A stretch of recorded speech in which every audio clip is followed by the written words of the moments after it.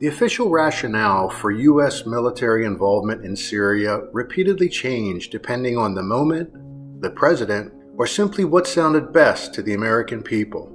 What allegedly began as military support to factions trying to oust Syrian President Bashar Assad quickly moved to the rationale of combating ISIS. Shane Bauer, a reporter for Mother Jones who has traveled to Syria several times since 2009, sums up U.S. involvement in Syria this way in one of his reports. Quote, American involvement in Syria has been as fragmented and volatile as the conflict itself.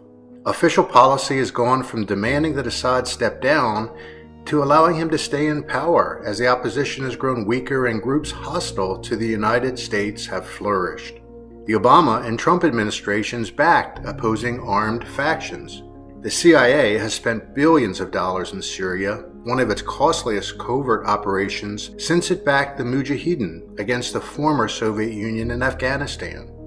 Operation Inherent Resolve, the Pentagon's campaign against ISIS, has launched more than 19,280 airstrikes and cost some $54 billion in Syria alone. Our SDF allies, the Syrian Democratic Forces, control a large portion of the country's oil and natural gas reserves, much of it seized with help from U.S. coalition planes. Meanwhile, the United States and Russia have fought a proxy war against each other while simultaneously aligning themselves against the common enemy of ISIS. As demonstrated in reports by groups including Amnesty International and Air Wars, this was a poorly orchestrated military campaign that resulted in the deaths of countless innocent civilians and caused extensive damage to the country's infrastructure. For example, in February of 2022, at least 13 people, including 6 children, were killed during a United States Special Operations Forces raid in a Syrian rebel-held province. The overnight raid had targeted a building in Atma, a densely populated town in northwest Syria near the Turkish border, where tens of thousands of people displaced by the country's decade-long war lived. A Syrian resident told Al Jazeera, quote, "We woke up at 1 a.m. to the sound of helicopters, and then around 3 a.m. we heard a barrage of attacks. We saw a house that was targeted and damaged roads, but we still have no idea what was really going on." Residents said the helicopters were hovering over the building for more than 2 hours before attacking it. U.S. Special Forces then carried out a landing operation and stormed the house, resulting in the deaths of civilians. Despite the U.S. rationale of combating ISIS in Syria, several media outlets have alleged a different reason that lay behind U.S. involvement in Syria, one that comes straight from the corporate American playbook. It's all about oil. Since U.S. military operations in Syria began, U.S. oil companies have siphoned off billions of dollars of Syrian oil in the northern province while denying the Syrian government control and the finances over this oil production as they try to rebuild their country. The U.S. is simply taking Syrian oil, and the United States military is serving as a privatized corporate police force enabling it. This is the same playbook the U.S. used in Iraq. Invade the country, claim it is to defend freedom, and then take their oil. Billions of dollars in oil for U.S. fossil fuel companies. Billions of U.S. taxpayer dollars spent on the U.S. military making it happen. And countless innocent civilians killed. All to enrich big business. This tribunal interviewed retired Colonel Lawrence Wilkerson, United States Army, and former Chief of Staff to Secretary of State Colin Powell. Here's what Colonel Wilkerson told us about U.S. military involvement in Syria. Look at Syria today. We're in Syria illegally. We are not in Syria according to international law. We are not there invited by the current in-resident government. We're in Syria to protect oil flow to Israel. That's what we're in Syria for. The oil goes to Israel at a discounted price, and we're there to. That's the reason Israel is attacking things in Syria from time to time too. The hint, the cover is it's Iran. What it is we're making sure that that little section of Syria where the U.S. forces are, which pumps oil, is pumping some of that oil to Israel. That's the sort of thing that's happening that's not well, it's a violation of international law. There's no question about that, because we shouldn't even be there. But that's not even in the mainstream media. It's not anywhere that I can find in our media, and that's in other people's media, like Iraq's media, like Syria's media, and like Turkey's media, but it's not in our media. Why do we tell the American people, do we even tell the American people that we have troops in Syria and that they are in Syria for this and that reason? More evidence of this war for oil rationale exists in the reports about a U.S. military base protecting a Conoco facility in the Al Omar oil fields. Siphoning off natural gas from Syria to Iraq has occurred to the tune of some $111 billion, according to various Arabic media news services. The Bush administration's legal justification for military intervention in Syria was based on an expansive reading of the post-9/11 congressional authorization that allowed President George W. Bush to use military force against Al-Qaeda, the Taliban, and other terrorist groups directly connected to the 9/11 attacks. In the following decades, the Bush, Obama, and Trump administrations have cited that statute to justify military action not only in Afghanistan and Pakistan, but in Iraq, Yemen, and Somalia. Including Syria under this authorization was a stretch. ISIS was not part of Al-Qaeda. For proof of just how vicious the weaponry unleashed by the United States against Syria was, and the devastation it could cause, an example is the Tabqa Dam. According to the New York Times, near the height of the war against ISIS in Syria, a sudden series of explosions rocked the country's largest dam, a towering 18-story structure on the Euphrates River that held back a 25-mile-long reservoir above a valley where hundreds of thousands of people lived. The Tabqa Dam was a strategic linchpin, and the Islamic State controlled it. The explosions on March 26, 2017 knocked dam workers to the ground and everything went dark. Witnesses say one bomb punched down 5 stories.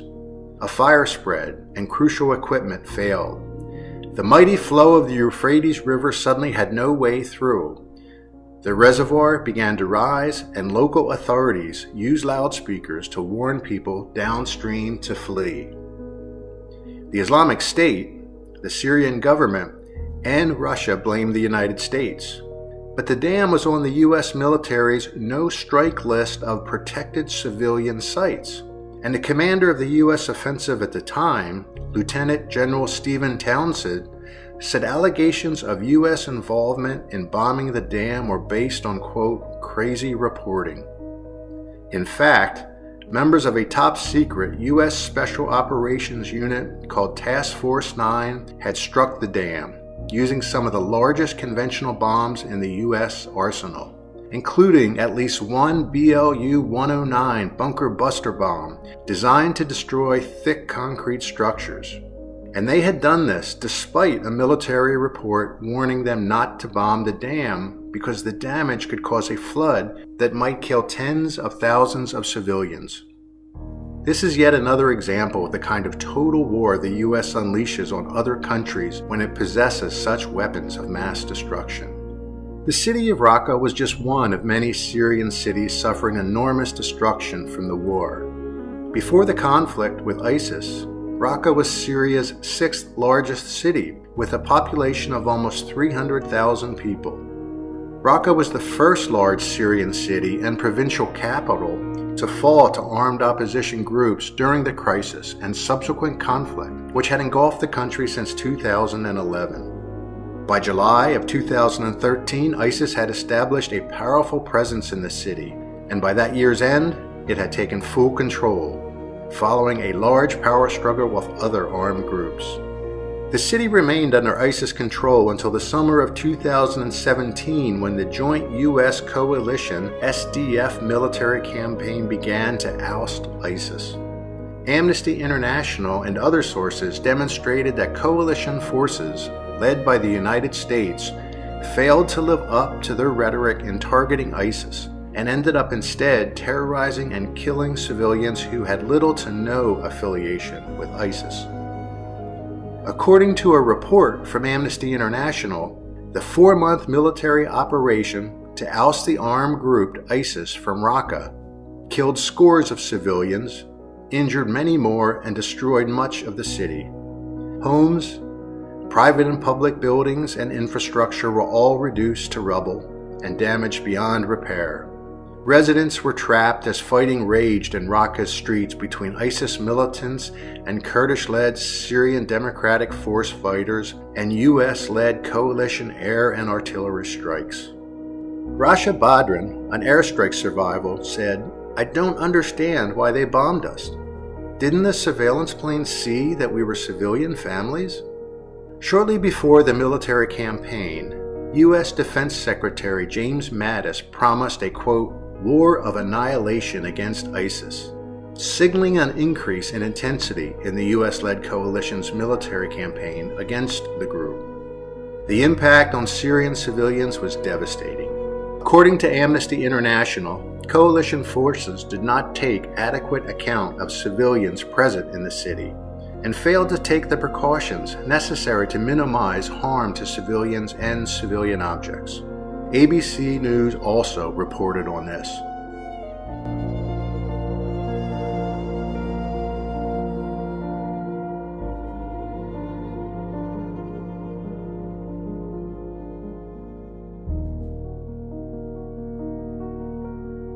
Raqqa has been described as, quote, the most destroyed city in modern times.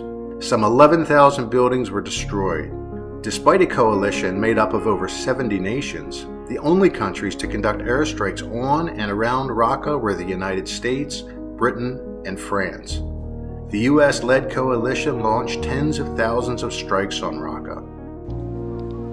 This is all that's left of Raqqa in Syria, the de facto ISIL capital. Russia has accused the US-led coalition of wiping the city off the face of the earth. Officials say it's been carpet-bombed in the same way the US and Britain bombed the German city of Dresden in 1945. Most of it was destroyed in Allied bombing raids just before the end of the Second World War.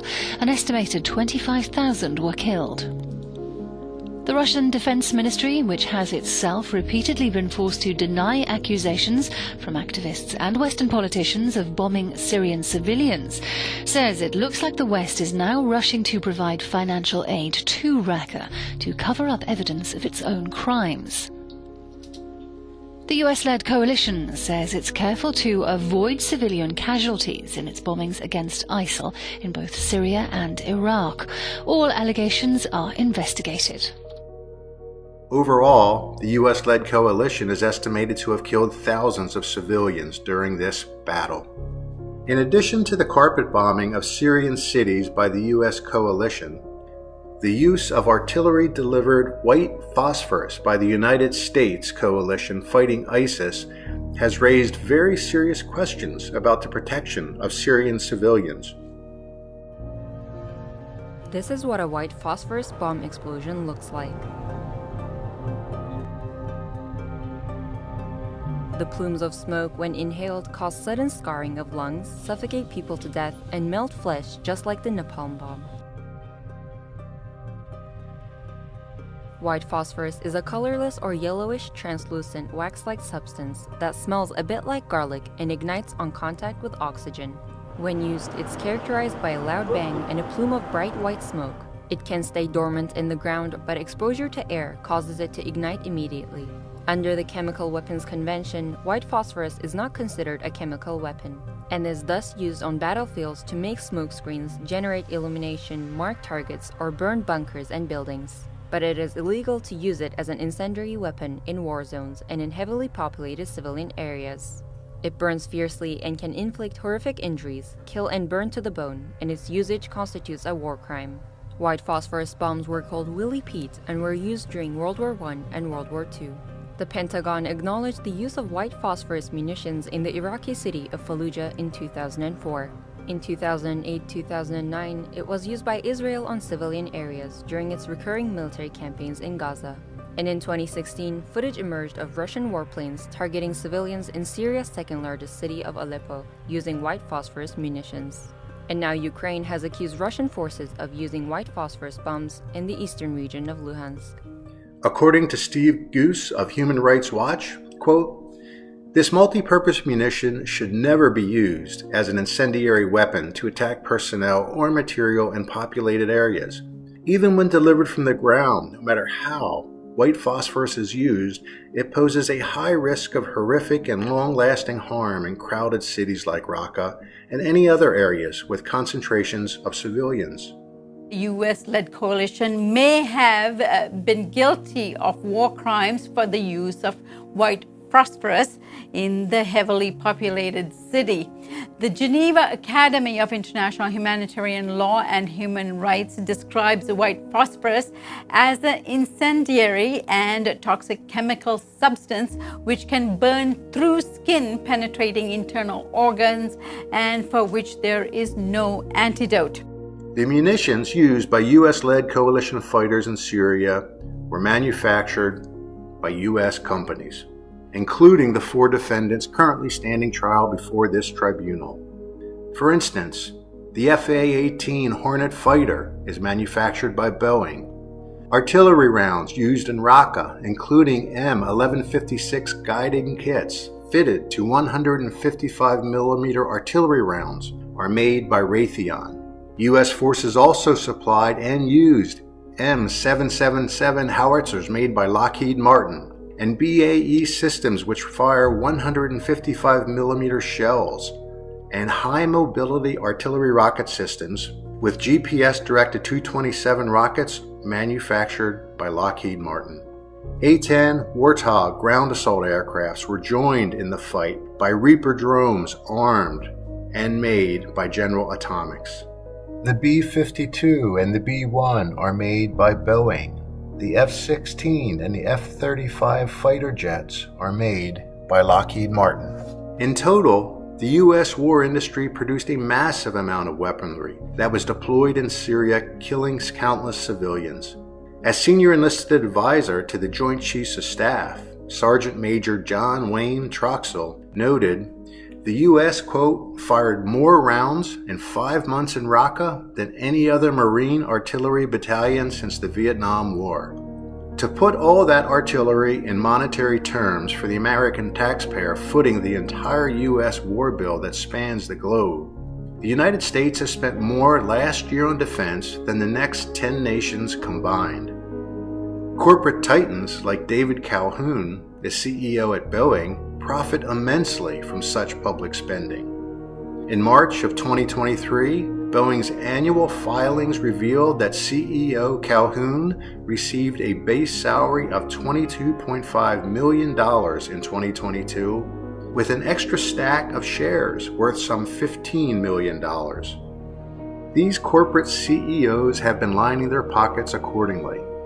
In 2021, the most recent year with complete statistics, the nation's top 5 weapons manufacturers, Lockheed Martin, Boeing, Raytheon, General Dynamics, and Northrop Grumman, paid their top executives $287 million. And all along, U.S. media outlets play hand in glove with these war merchants, perpetuating a one-sided pro-war profit-making narrative. This tribunal interviewed renowned author and journalist Norman Solomon, who had this to say about the relationship between U.S. media outlets and the war industry. And so these media outlets are, so to speak, part of the power structure.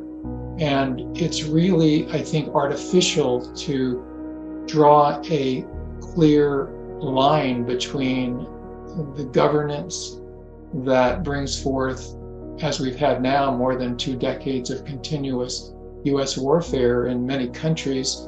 And on the other hand, we have the corporate entities and the media outlets that are dominated by corporate ownership and advertising. The net effect is we're getting a very circumscribed view of the world so to speak, window on the world tinted red, white, and blue.